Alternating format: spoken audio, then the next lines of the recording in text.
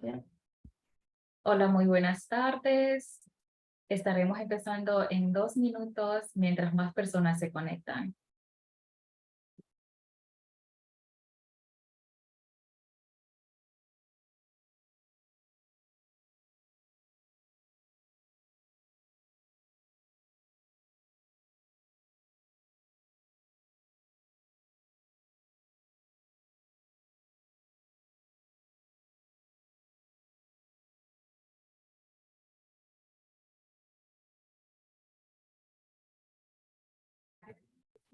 Mientras estamos esperando un poco más, pueden ir dejando en el chat de dónde nos están escuchando y qué expectativas tienen para este webinar.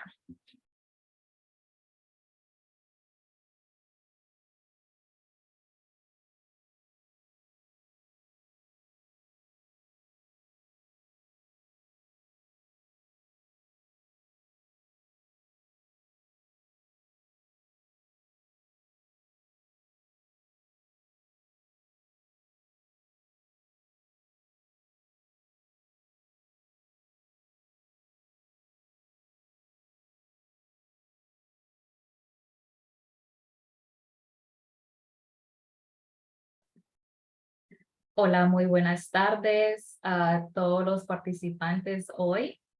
Mi nombre es Becky Boden, soy la coordinadora de desarrollo comunitario aquí en Roatán Marine Park. Somos una organización dedicada a la conservación y preservación de recursos marinos y costeros aquí en la isla de Roatán. Me da mucho gusto ver a tantas personas conectadas para esta jornada de aprendizaje, donde vamos a poder conocer sobre cómo nosotros podemos hacer un turismo amigable con el medio ambiente. Y en celebración del Día Mundial del Turismo, les presento a nuestro expositor. Fue docente por muchas décadas en la carrera de biología en la Universidad Nacional de Honduras. También fue el cofundador de la carrera de ecoturismo en el Centro Regional Purla. Les pido un aplauso virtual al máster Erasmo Sosa López. Muchas gracias nuevamente todos por estar aquí. La sesión se va a dividir en dos partes. Vamos a tener la exposición que sería alrededor de 40 minutos y tenemos una sesión de preguntas y respuestas donde pueden dejar sus comentarios y preguntas en el chat y estaríamos respondiendo al finalizar la charla.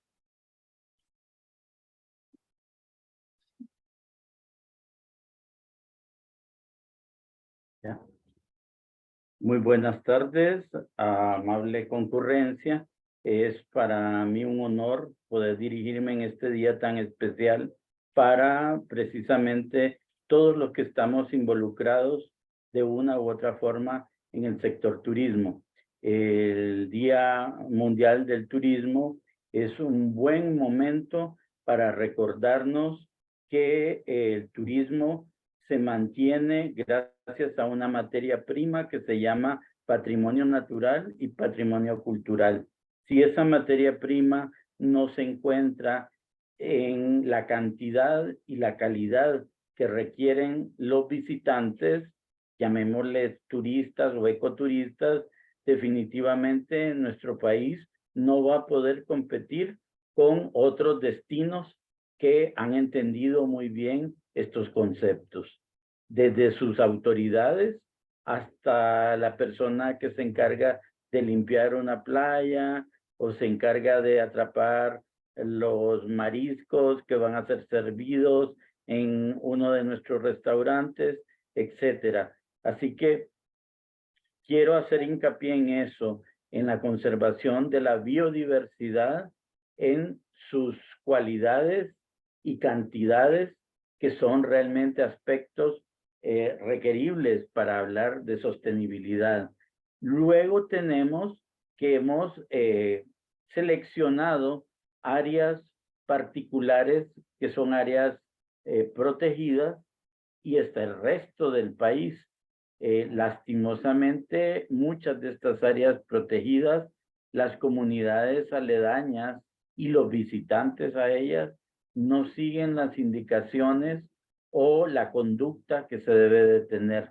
Así que Hoy espero que compartir con ustedes algunas de esas experiencias que como funcionario público del Instituto Hondureño de Turismo, que como investigador, biólogo de la Escuela de Biología de la Universidad, he querido o he tenido durante más de 4 décadas en el país, y podemos hablar también de aciertos y desaciertos en ese manejo de la sustentabilidad del recurso turístico.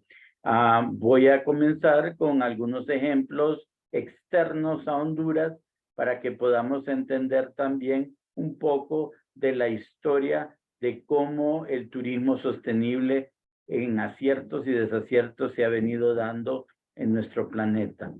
Y eso en memoria que estamos celebrando un Día Internacional del Turismo. Así que le voy a pedir a Becky que pasamos a la presentación.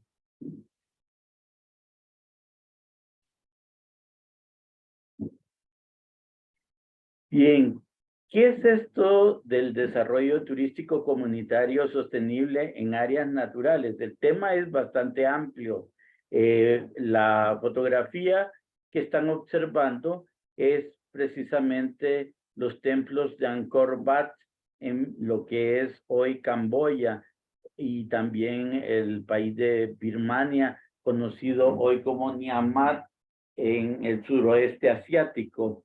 Estas ruinas, que son de las más grandiosas que tiene el continente asiático, de la cultura Mer, es precisamente un buen ejemplo de aciertos y desaciertos. Hoy las masas de turistas que caminan por las antiguas calles de Angkor Wat, que es patrimonio de la humanidad, así declarado por la UNESCO, inclusive mucho más recientemente que, por ejemplo, nuestras ruinas de Copán o nuestra biosfera del río Plátano, que obtuvieron ese título pues, por la UNESCO en 1980. Pero entonces es ahí donde poco a poco nos vamos a ir dando cuenta cómo el manejo, el desarrollo, la intervención de las comunidades en estos sitios de áreas protegidas, pueden ser públicas o privadas, va a ayudar o no a su conservación. Así que tenemos aquí, por ejemplo, una antigua ciudad localizada en una zona lacustre, con lo cual lograba mantener agua, y eso es lo plano que observamos en la fotografía. Todavía la selva cubre casi el 80% de la ciudad de Piedra, pero al igual que vamos a ver otros ejemplos en otros lados, este es uno de los destinos que seguramente cualquier amante del turismo quisiera conocer. La siguiente.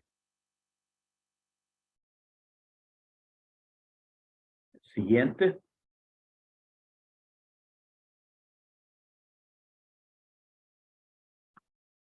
Siguiente diapositiva.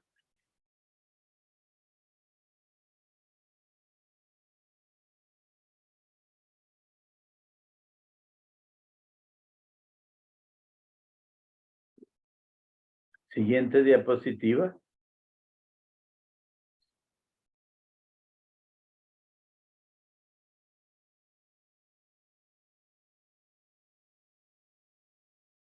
Bien, nos vamos a preguntar ¿qué es un área protegida? Un área protegida es una zona que los humanos hemos determinado debemos de conservar o proteger para mantener en el tiempo esos recursos naturales y culturales que son descollantes, que son magníficos. Pueden ser animales, vegetales, o pueden ser culturales, o pueden ser antropológicos también, o pueden ser una visión mixta de todos ellos. Así que eso nos va a dar también una categorización de áreas protegidas. ¿Cuál fue entonces esa primera área protegida a nivel mundial? Pues fue el Parque Nacional Yellowstone, a mediados del siglo XIX en los Estados Unidos de Norteamérica.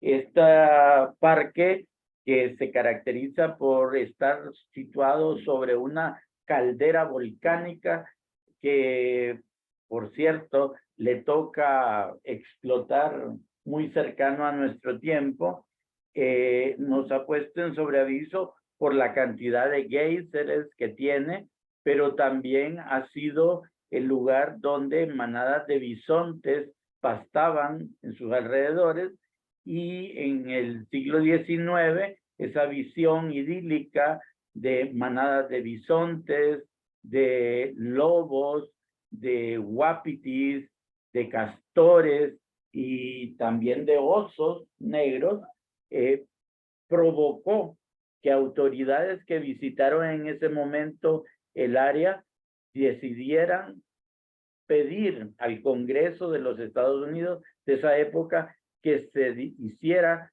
un monumento natural que iba a ser el primer área protegida a nivel mundial. Esto entonces realmente es importante de conocerlo y de conmemorarlo, ya que Yellowstone es entonces el decano de las áreas protegidas a nivel del planeta. Y además, como pueden ver en su logo, nosotros tenemos una flecha Clovis, una punta Clovis de los antiguos indígenas precolombinos en la zona del área, con lo cual se trata de integrar no solamente entonces los factores abióticos, sino también los factores bióticos que tiene el área. Siguiente. Pero, ¿qué ha pasado con esa evolución o qué pasó con esas áreas protegidas?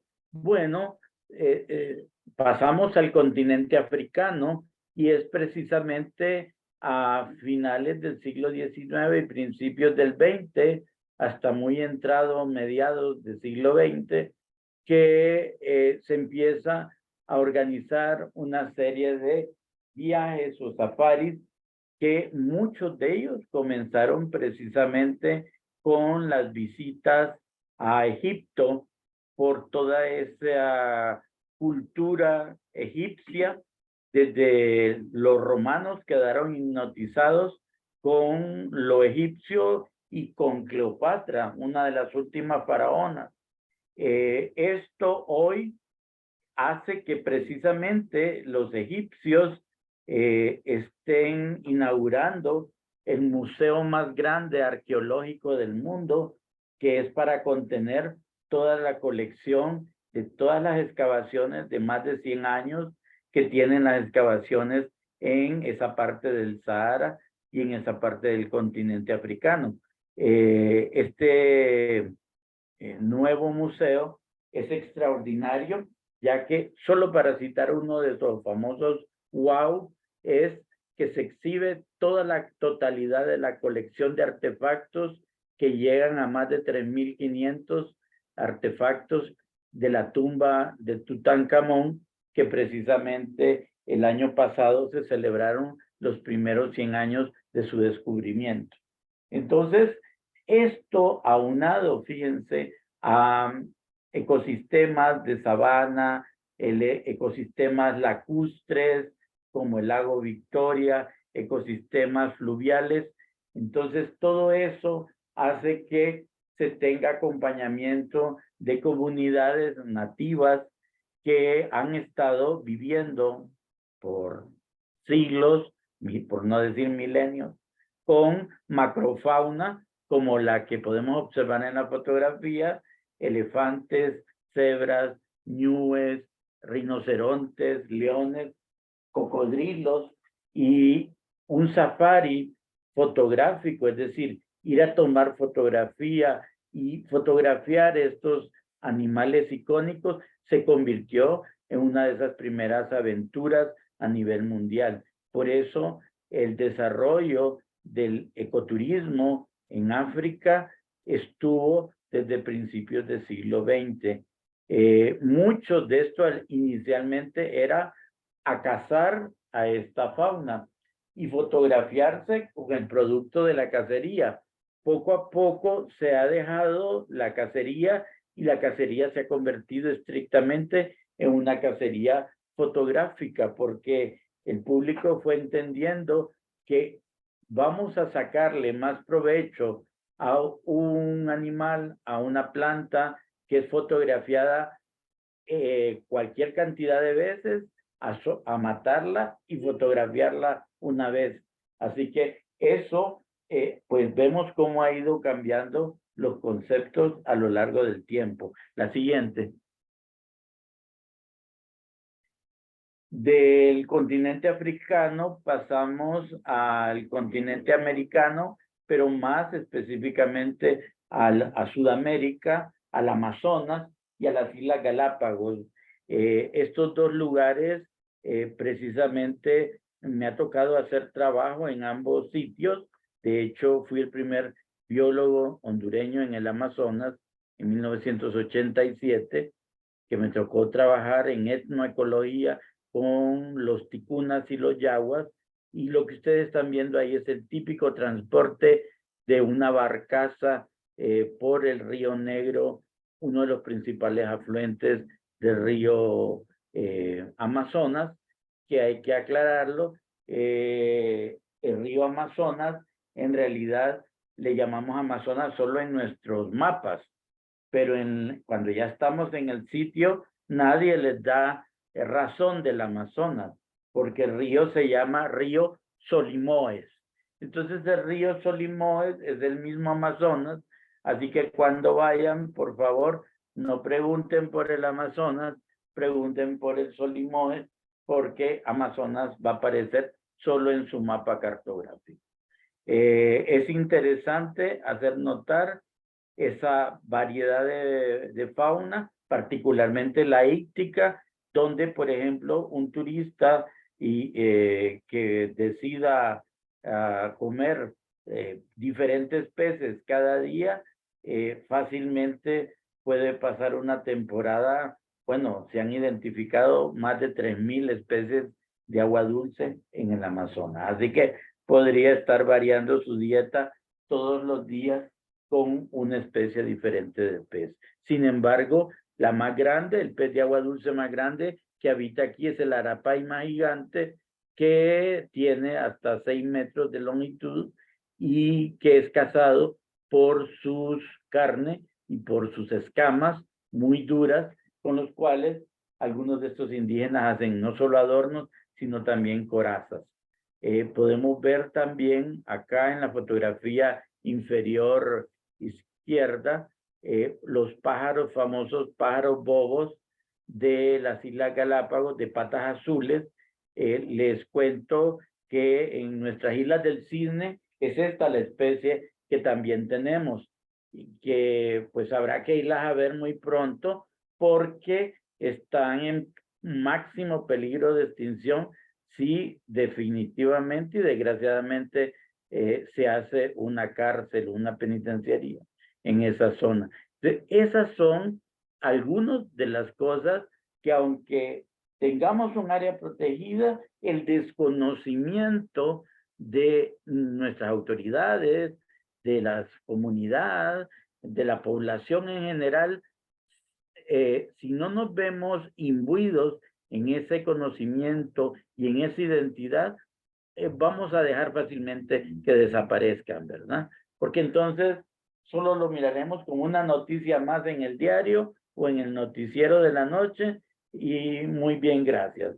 Entonces luego vamos a tener que ir a ver un pájaro de patas azules bobo, que no sé quién realmente es más bobo, si nosotros o el pájaro, pero lo interesante es que lo vamos a tener que ir a ver en un museo de historia natural, si es que lo hay, disecado y no en vivo como los tenemos hoy. También otros ejemplares importantes en las Islas Galápagos es las tortugas Galápagos, que son las tortugas de tierra más grandes del planeta y las más longevas.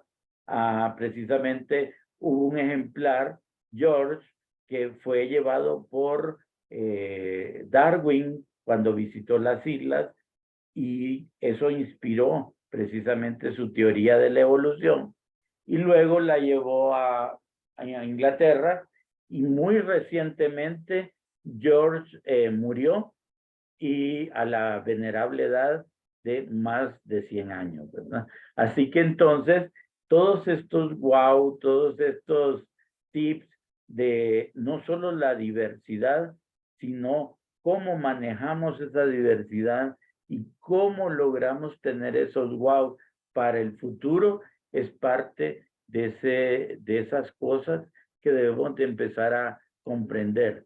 Ese respeto a la biodiversidad lo podemos finalmente verlo muy bien explicado en esta reciente fotografía de la selva amazónica, donde vemos la deforestación para hacer campos de pasto para ganado, para carne que va a ser exportada a Europa y Estados Unidos, ¿verdad? Para convertirla en hamburguesas. Y vemos cómo la selva de varios miles de años es degradada, es talada, y pues ahí tenemos lo del recalentamiento global o también el efecto del niño y la niña. Y curiosamente nos hacemos la pregunta, ¿por qué está haciendo tanto calor? ¿Por qué no llueve? ¿O por qué llueve mucho? Etcétera. Y pareciera entonces que queremos hacernos los desentendidos o los tontos al respecto. La siguiente.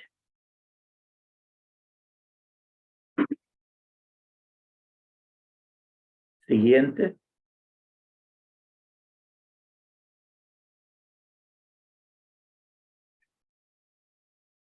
Bien, es interesante también recordar que mucha de la tecnología, muchos de estos conceptos de conservación vienen de los lugares que tienen más tradición de conservación y de investigación. Y quiero referirme a la vieja Europa, al viejo continente. Dentro de lo mejor de Europa, de ejemplos de ecosistemas y de asociación de comunidades a esos ecosistemas, están dos de las grandes áreas naturales que se han logrado mantener en el tiempo. Uno es el Parque Nacional Doña Ana, en Andalucía, en el sur de España, colindante con Portugal, en donde es una zona de albúferas, de ecosistemas estuarinos, donde se cultiva el famoso arroz que luego los valencianos y andaluces utilizan en su famosa paella, mezclado con los mariscos, mejillones, cangrejos, langosta y camarones, pero también los edificios que pueden ver al fondo de la diapositiva nos recuerdan el patrimonio cultural valioso asociado a esos ecosistemas y a esos parques, y es nada menos que la Basílica de Nuestra Señora del Rocío, una imagen venerable de la Virgen que sirve de lugar o punto de encuentro para todos los andaluces y es patrimonio de la humanidad. Y en romería se visita esta imagen y esa población, y es cuando precisamente se puede entrar en contacto con cuestiones de ecoturismo cultural o religioso. El caballo que vemos al frente nos recuerda que fueron precisamente caballos de esa zona que están acostumbrados a vivir en pantanos, en albúferas, los que los conquistadores españoles trajeron a América, ¿verdad? En el siglo XVI. Así que los caballos que tenemos en nuestra patria, la mayoría descienden de esos caballos de la zona de Doñana. Otra parte interesante al este de Europa, más específicamente en Bulgaria y Rumania, es precisamente los montes Cárpatos y particularmente la región de Transilvania. Esta región se volvió famosa especialmente porque hubo un rey rumano, Drácula, que es el que dio origen a la leyenda de Drácula y su famoso castillo, que es el que estamos viendo en la diapositiva, y vemos el bosque de Transilvano todavía muy bien conservado, a tal grado que todavía en esa parte de Europa quedan los últimos ejemplos de osos, de caballos salvajes, de bisontes y también de lobos.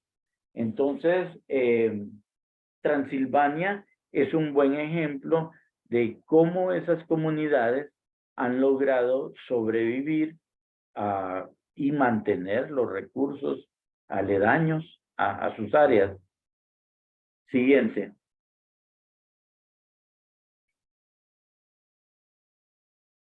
Siguiente.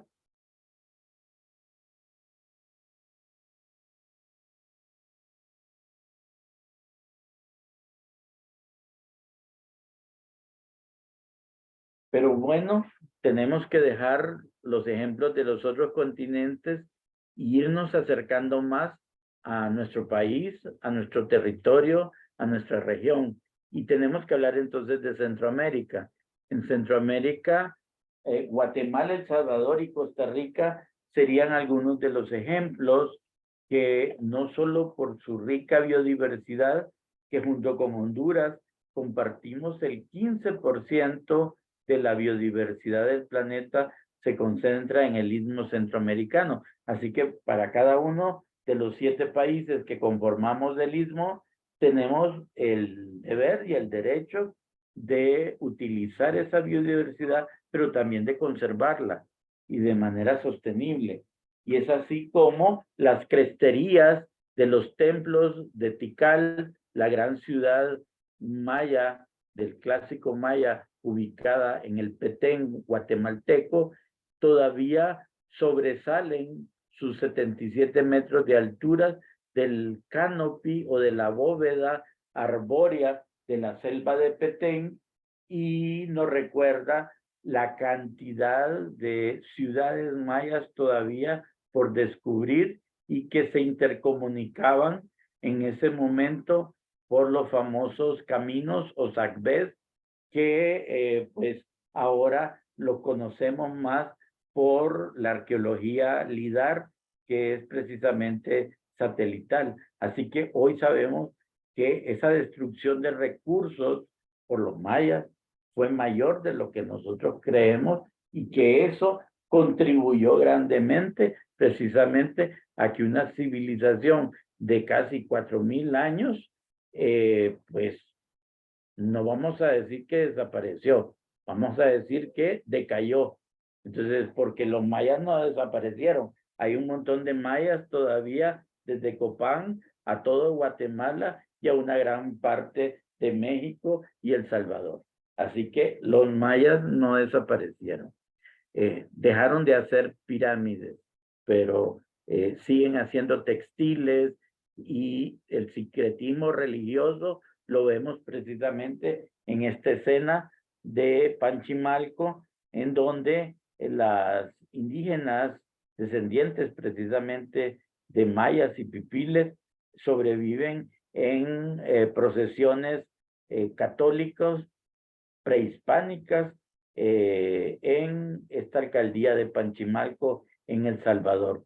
Y luego podemos ver esa riqueza de la biodiversidad de Costa Rica en un 23% de áreas naturales. Ese 23% del territorio costarricense no se debe tanto a que ellos quisieron salvar mucho, sino se debe a que el cultivo del café dejó totalmente deforestado a Costa Rica. Entonces las autoridades en la década de los 70 dijeron: hay que hacer áreas protegidas y debemos de empezar a desarrollar un ecoturismo en estas áreas que han quedado, ¿verdad? Entonces, todo eso es interesante de ir conociendo cómo se ha ido resolviendo esa conservación en cada una de las diferentes áreas protegidas. La siguiente.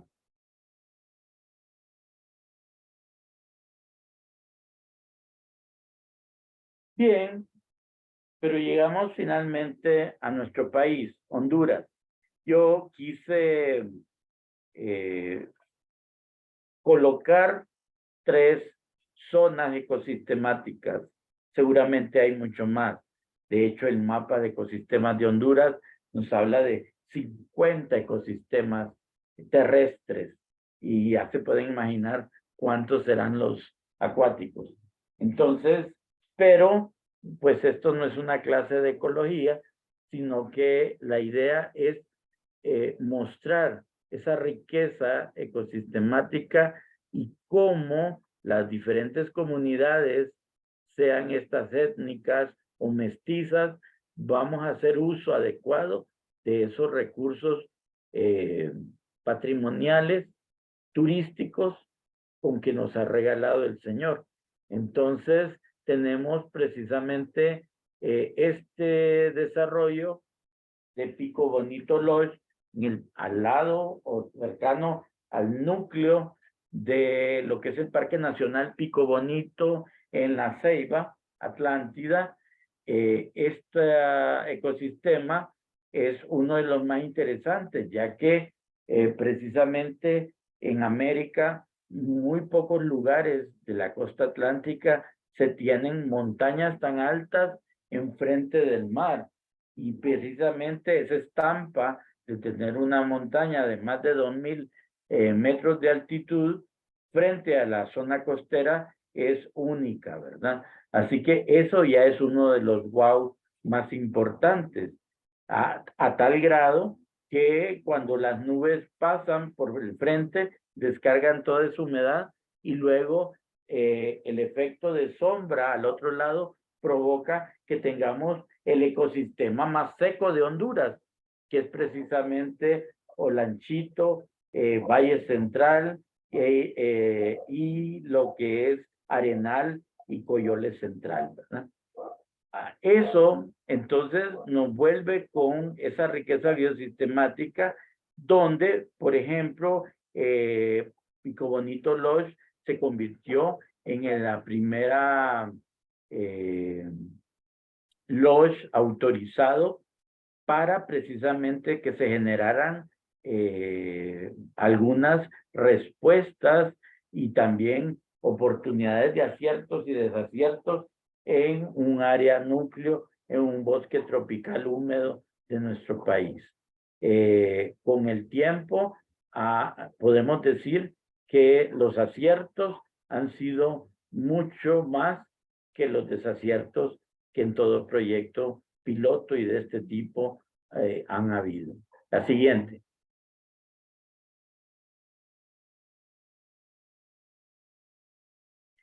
Bien, pero también siempre en los ecosistemas de montaña, más al interior del país, particularmente en Francisco Morazán, tenemos el Parque Nacional Piloto, que es el Parque Nacional La Tira, llamado así precisamente por la presencia de tigrillos, de ocelotes, como el que vemos en la fotografía, y este bosque nublado que también es poseedor del ave sagrada, los quetzales, está solamente 35 kilómetros al norte de una población, la más grande de Honduras, con 2 millones de habitantes, que especialmente los fines de semana, por lo menos cerca de 100,000 personas necesitan salir a descubrir destinos y qué es lo que le ofrece. Eso ha provocado un crecimiento en una ruta que se le llama Ruta de las Reales Minas, donde está Tegucigalpa, Santa Lucía, Valle de Ángeles, San Juancito y Cantarranas.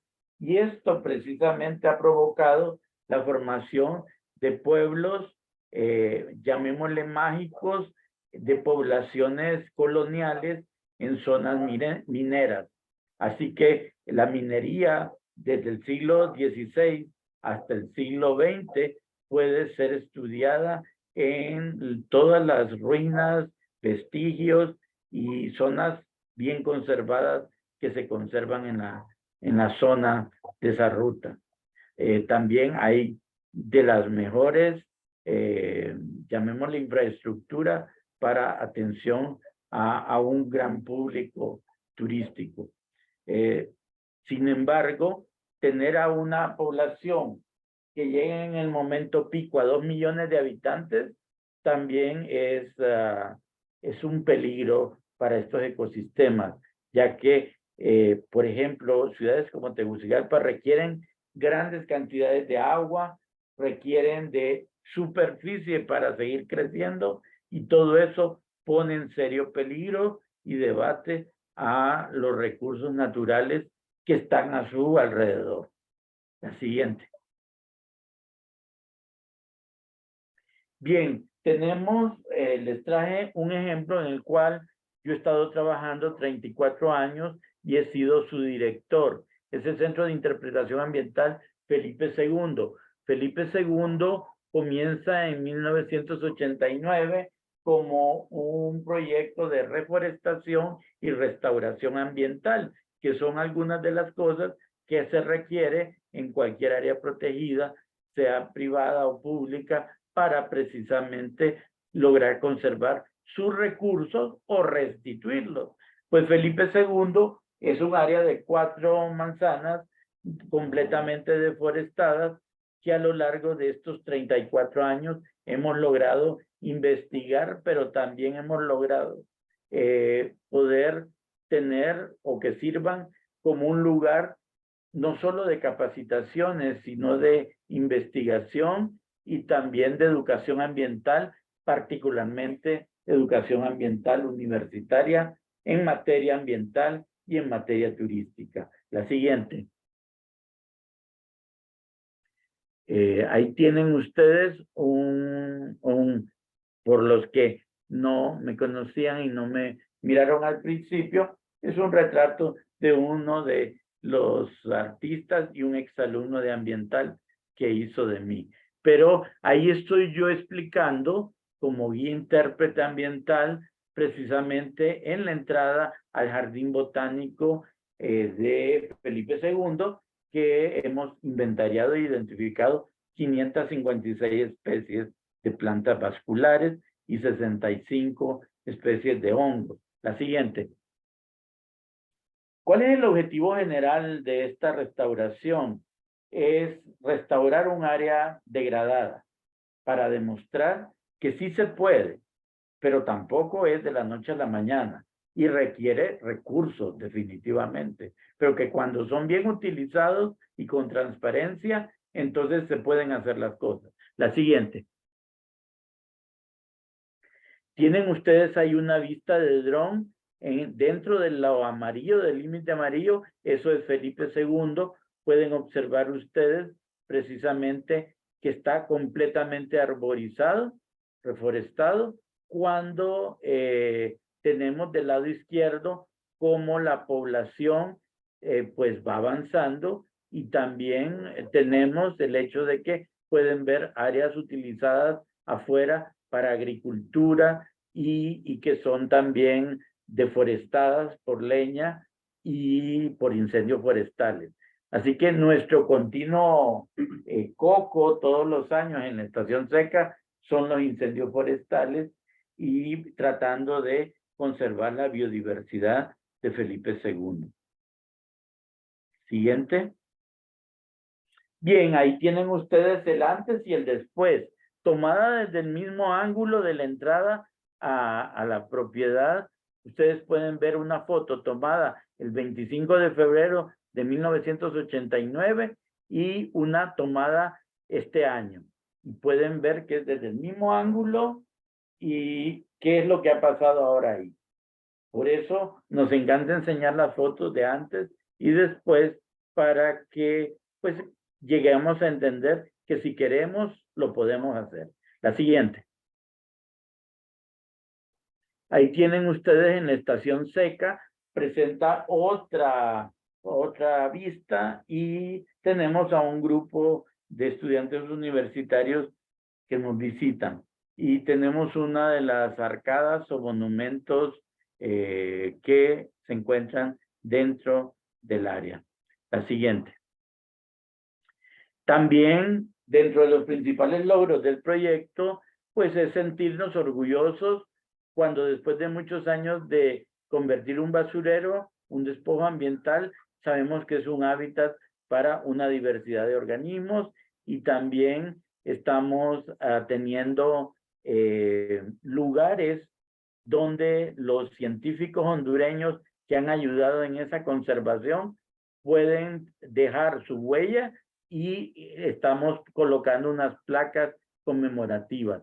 En la fotografía de la izquierda pueden ver a la ornitóloga Sherry Thorne, una estadounidense que llegó a Honduras como voluntaria del Cuerpo de Paz de los Estados Unidos en 1966 y en el 69, junto con otros 3 compañeros extranjeros, fundaron lo que es la Escuela de Biología de nuestra Universidad Nacional.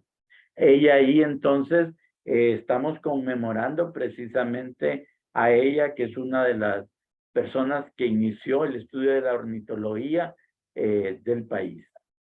El recurso agua es importantísimo y por eso tenemos cantidades de tanques que sirven para tener colecciones de peces nativos y no nativos y también para mejorar los microclimas de las colecciones.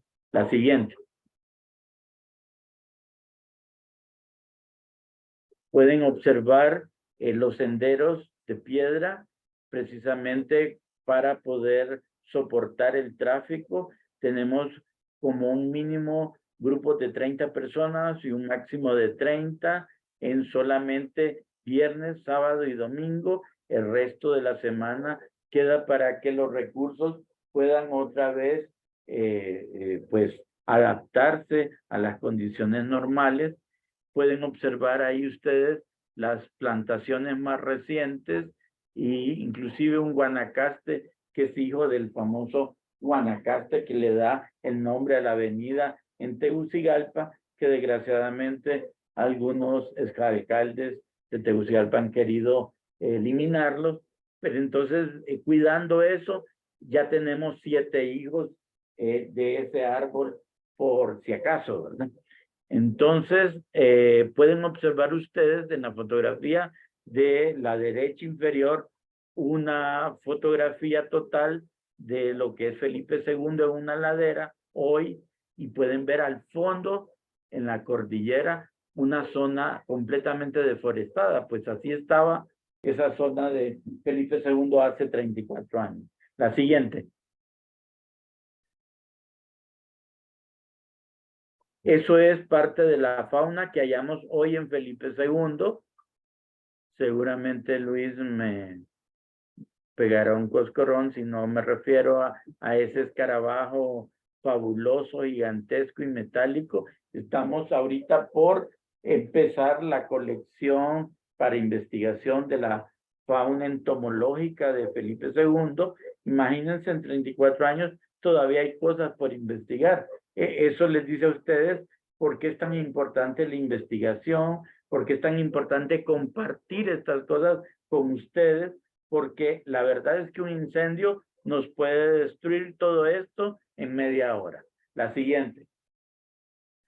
Y ahí tienen ustedes nuestra flora, que es desde la flora nativa hasta la flora exótica, ¿verdad?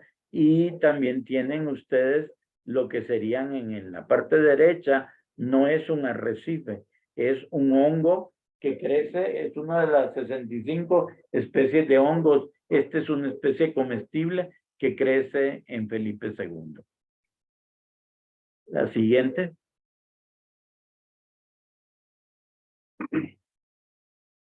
Siguiente.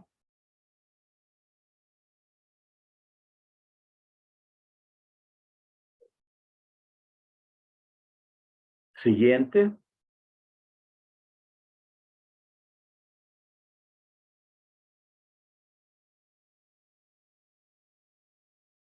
Siguiente.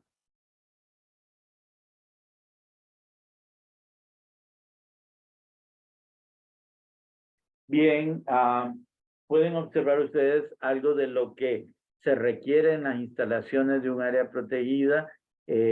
A su izquierda tenemos senderos, jardinería, baños sanitarios y tienen ustedes, ¿verdad?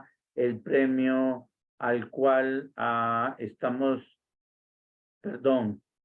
tienen, si la dejamos en la anterior.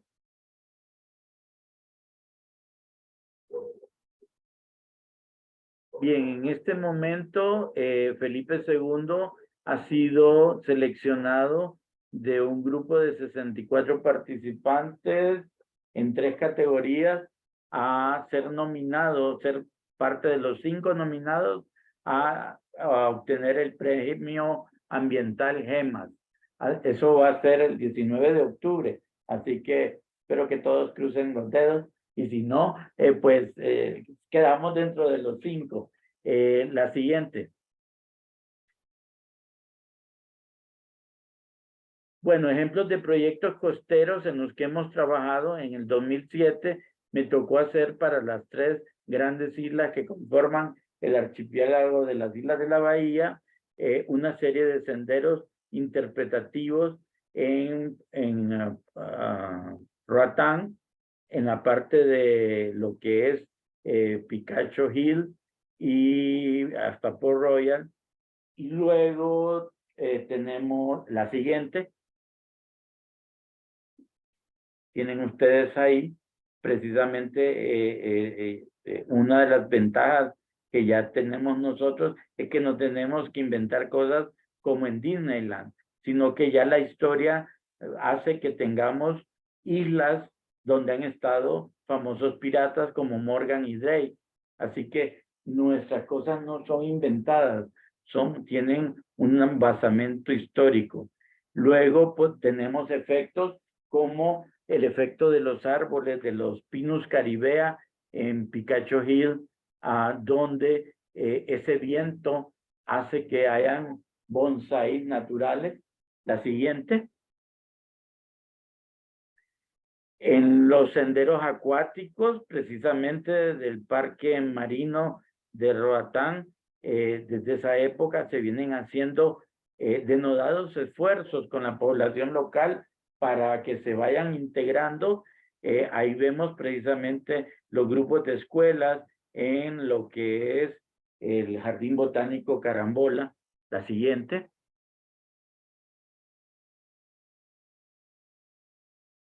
En Utila, precisamente, hay una cantidad de datos que nos dicen que esta isla pudo ser la que inspiró la famosa novela histórica de Robinson Crusoe, y podemos ver todavía mucho de la arquitectura local del siglo XIX, victoriana, en madera, que es increíble. La siguiente.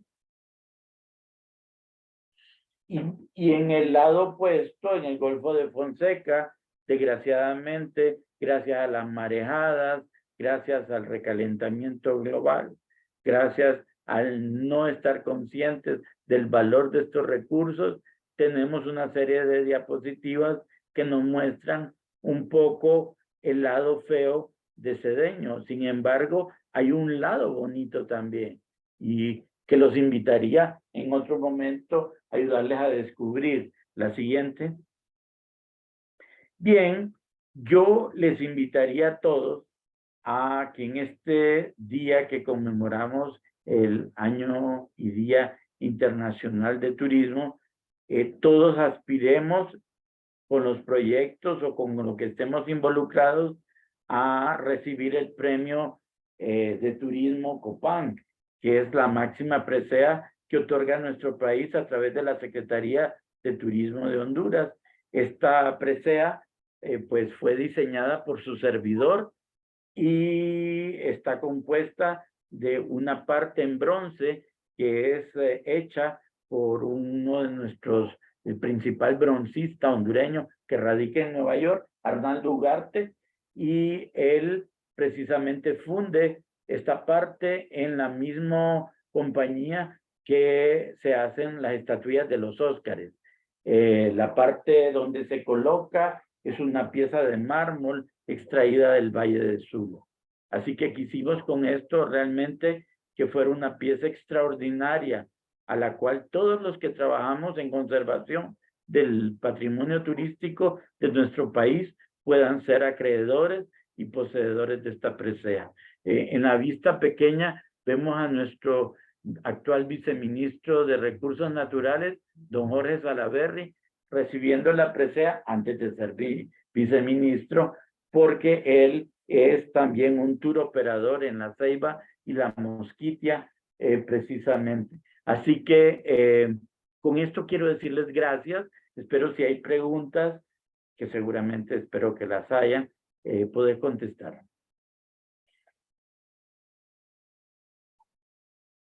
Muchísimas gracias, Máster Erasmo Sosa, por esta presentación.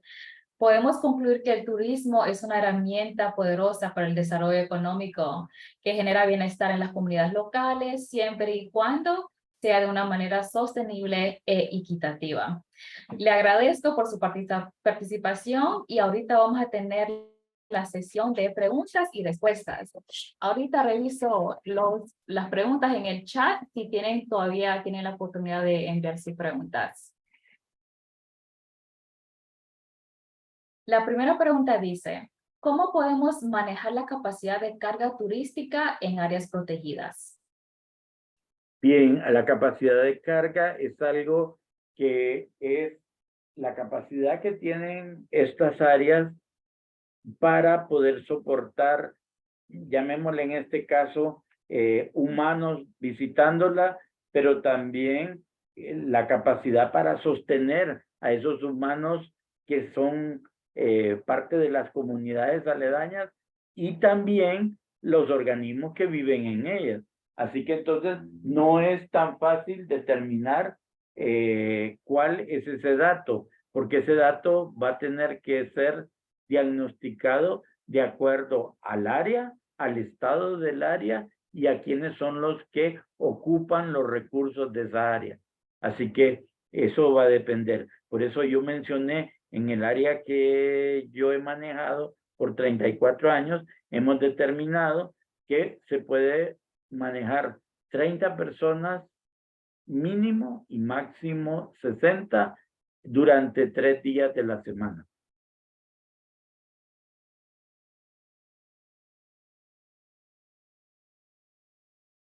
¿Otra pregunta?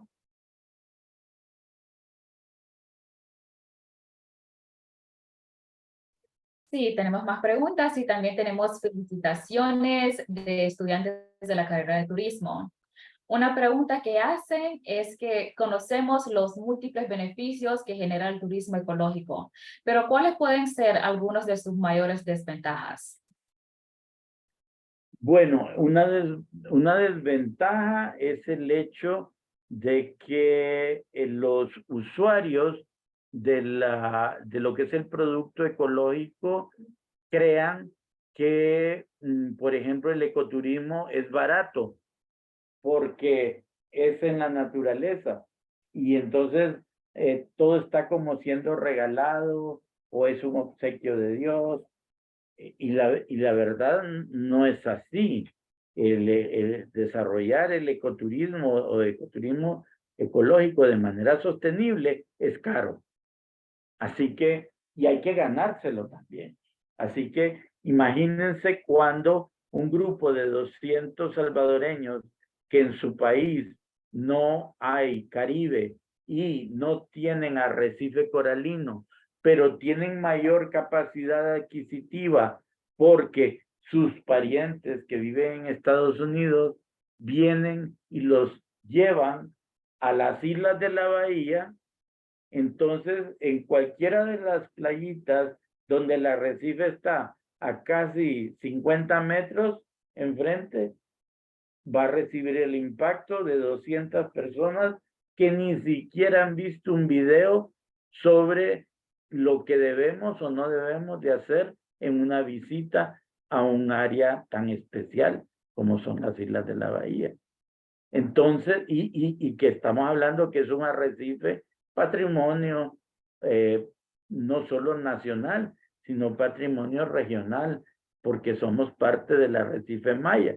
Entonces, ahí es donde es tan importante la educación ambiental para poder hacer que esas desventajas se aminoren o se amortigüen. Otra desventaja sería el hecho de que personas de nuestras autoridades, de manera inescrupulosa o corrupta, estén deshaciéndose de esos recursos, abriendo áreas, vendiendo áreas y también estimulando el crecimiento de poblaciones o residenciales al lado de zonas protegidas, ¿verdad? Sí. Continuando en esa misma línea, muchas personas no conocen que Roatán pertenece a un parque marino protegido y el más grande de Honduras. ¿Qué podemos hacer? ¿Qué acciones podemos tomar para fortalecer el turismo ecológico a largo plazo en Islas de la Bahía? Bueno, yo creo que este tipo de webinarios que ahora se extienden no solo, y de hecho voy a decir, yo mismo creía que mi audiencia solo iba a ser de los roataneños, pero estoy viendo que es más allá, es allende las fronteras de Roatán. Entonces, eso es lo que yo sugeriría. No podemos conservar ni amar lo que no conocemos. Así que el conocimiento de las diferencias que hay en cada uno de los islotes e islas mayores del archipiélago de las Islas de la Bahía, solo eso ya hace increíble que tengamos que conservarlas, porque a un funcionario que ni siquiera las conoce, pero que le va a tocar decidir algo, va a decir, ay, bueno, protejamos a Roatán, que es donde está toda la infraestructura, y nos olvidamos de Utila y de Guaná. Eso no es cierto. Entonces, tenemos que protegerlas a todas, a Barbareta, a Morata, a Elena, etcétera, a los Cayos Cochinos, a los Cayos Serranía, a las Islas del Cisne. Todos los archipiélagos insulares son importantísimos desde el punto de vista biológico. Y como pueden ver, ya me tocaron la vena de biólogo y entonces no me puedo escapar. Así que todos aquellos biólogos que se vayan a pronunciar a favor de una penitenciaría en Islas del Cisne, yo creo que no merecen llamarse biólogos. Así. Y entonces, porque no hay ningún tipo de justificación cuando tenemos territorios en otros lados donde se puede hacer esa cosa. Y esos son sencillamente adefesios ambientales. Entonces, definitivamente las zonas insulares son las que llevan siempre la peor parte, porque sus ecosistemas son muy frágiles, porque sus poblaciones son pequeñas y también porque creemos que se merecen la peor suerte, y eso no es cierto. Entonces, pero cuando los empezamos a conocer, a amar, etcétera, y aquí era donde les quería decir, es que se me sale también y lo traigo en la sangre, soy, mi tío tatarabuelo fue don José Santos Guardiola Bustillo, el expresidente y capitán general que precisamente, no conociendo las Islas de la Bahía, logró, a través del Tratado Clayton en 1862, fuera precisamente otorgada de manos de los ingleses las islas de vuelta, las Islas de la Bahía y la Mosquitia. Así que entonces, en honor a ese ancestro, pues me encanta estar participando en esto porque definitivamente lo que va a salvar esto es nuestra identidad, es nuestro patriotismo, y no deformando símbolos, aclaración, también. O sea, deformar un escudo cortándole cosas, eso tampoco es patriotismo. Gracias. Excelente, no sabía que tenía familiar de descendencia de Islas de la Bahía. Y ahora estaremos con la última pregunta. Y siento que esta información es de vital importancia, especialmente para los feriados de octubre que están acercando. Y muchas veces nosotros de cualquier lugar del país en que estamos lo tomamos como sentados. ¿Cómo podemos hacer que las personas se sienten reidentificados con el valor del patrimonio que tienen? para poder conservarlo. En este momento de la feriado morazánico o en general. En general. Bueno, yo creo que es eso, no, en primer lugar, no deformando símbolos, porque desde que deformamos la historia, ya estamos deformando, es como que si yo quisiera amar a mi madre a través de un montón de fotografías y retratos, y después alguien hace una mala fotocopia y yo no voy a saber de quién se trata. Entonces, y mejor prefiero olvidarme de eso.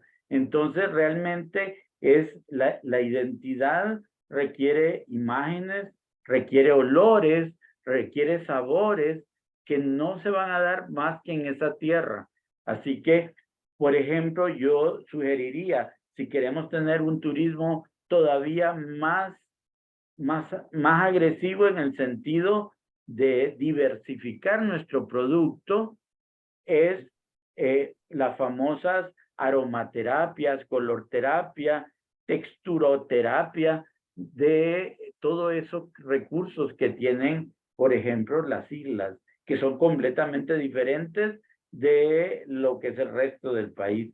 Así que, pues los invito a que exploremos más esto para tener nuevos productos de los cuales se sientan atraídos del resto del planeta y quieran venir a visitar, a hacer esa experiencia de un wow que no se ha tenido en otra parte del mundo, porque definitivamente las islas de la bahía seguramente por algo han sido un destino único, como lo ha sentido ya los tiburones ballena, ¿verdad?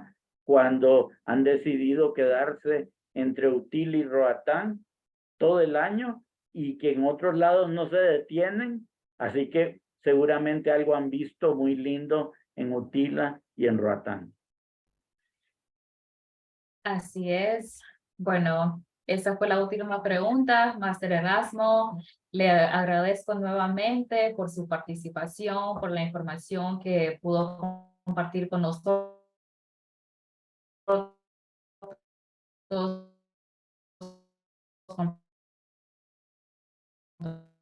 los participantes y en todos momentos para tener un tipo de turismo amigable con el medio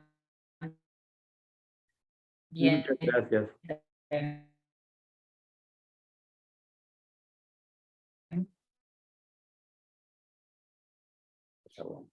Es